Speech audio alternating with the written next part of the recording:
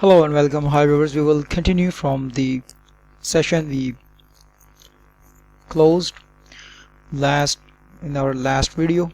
So actually we were trying to open and create a file with the name stud.dat, and then we have used input statement line 20, 30 and 40 to enter roll number, name and marks from the user, and then there's in the statement at line number 60, do you want to continue, yes or no? If user press Y, then the control will be transferred to the line number 20 again, and then the user will be asked to give his roll number, name and marks once again, because this check character dollar is equal to Y, capital Y or small y will transfer the control from line number 70 to line number 20, and then there will be repetition of asking the roll number, name and marks from the user. But once the user press N, then the program will stop its execution. So viewers, we will now run this program. We'll press the F2 key like this. First type the list command, then press F2 key. Now it asks us to enter the roll number. I'm gonna give a roll number like 1210, name as John, and the marks are 1005, and then it asks to, do you want to continue? Then when we press yes, then it asks to enter the roll number again. So I'm gonna type 1230 roll number, and the name of the person is Albert Young,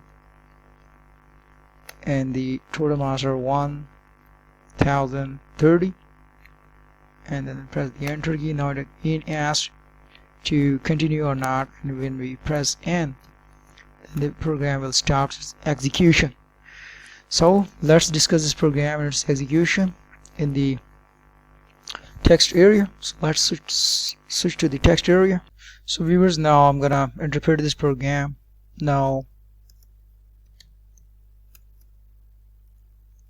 check the data file which is created after the execution of this program file. For this, go to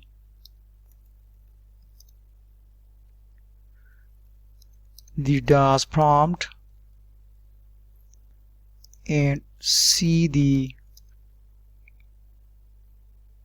contents of data file with the help of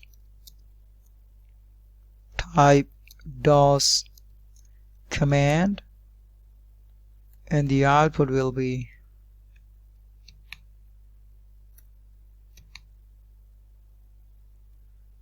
as we have used write hash statement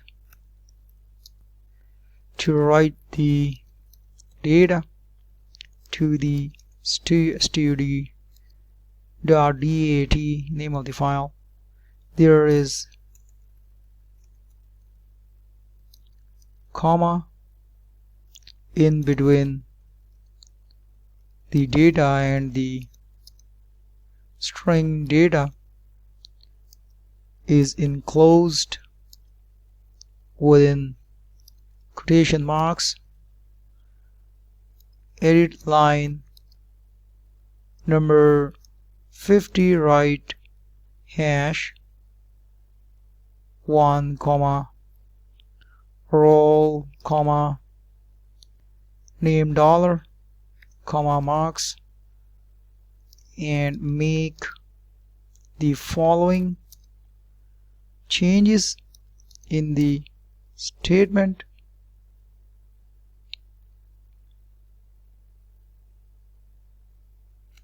And the changes will be at line number 50 will be like line number 50, print hash 1 comma roll comma name dollar comma marks. Once again execute this program, give the same data and check the data file. So we have executed the whole program, and then after running the program, after the execution, now we have given user the roll number as 1216, user name as David, and the total marks he obtained is 996. And then there is a query, do you want to continue? Then we press N for no, so the program is terminated, so there will be no more execution. But if you had pressed Y, then it would have transferred the control from to line 70 to 20, and then again the user will be asked to enter role name and marks accordingly.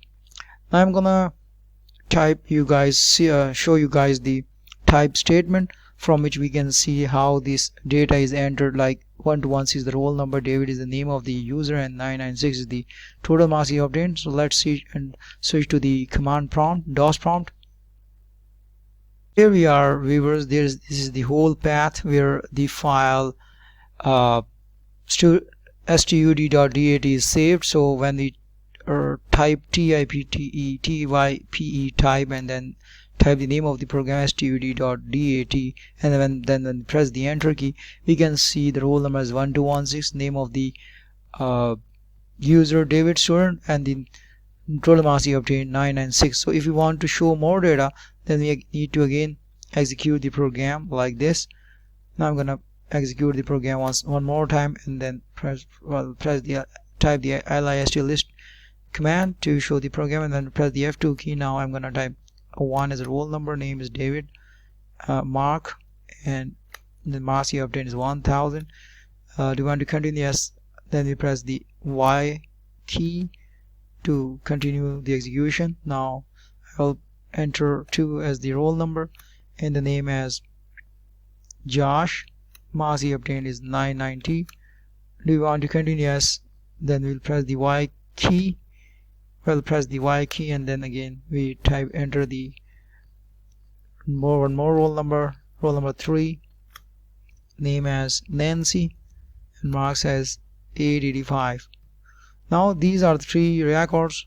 1, 2, 3 are the roll numbers. Mark, Josh, and Nancy are the name of the student, and the marks they obtained.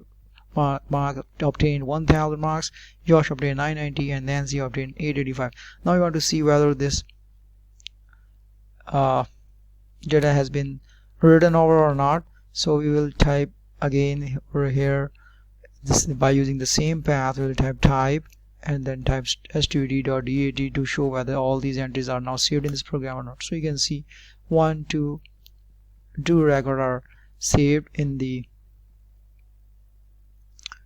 files stud.dat. So this is how we can use the open statement to open and create a file, then can enter data by using these all these programs. So this is the program how to write the data into the file by using the file handling option. So again we enter, and when we press enter, do you want to continue? No. When we press no, N for no, then this record will be also entered because we didn't press the N key to stop the execution. Now we can see 3 records, 1, 2, 3, Mark, Josh, Nancy, and their obtained marks. We can see right over here. Now I'm gonna type stud.dat, name of the file. Now you can see 3 record, 1, 2, 3. Since we didn't press the N key over here, therefore we didn't see the Nancy records, but now we can see the Nancy's record because now we press the N key, and now will be the program option. The output is now stopped. So there are total 3 records entered into the file stud.dat by using the type stud.dat statement. By using this we can see the entered data into the file stud.dat by using the whole execution of the program. So this is how we can see the entered records data into the file by using the type statement in the command prompt, DOS prompt. That's all, viewers. Thanks for watching. In our next video we will execute more programs to see how the program is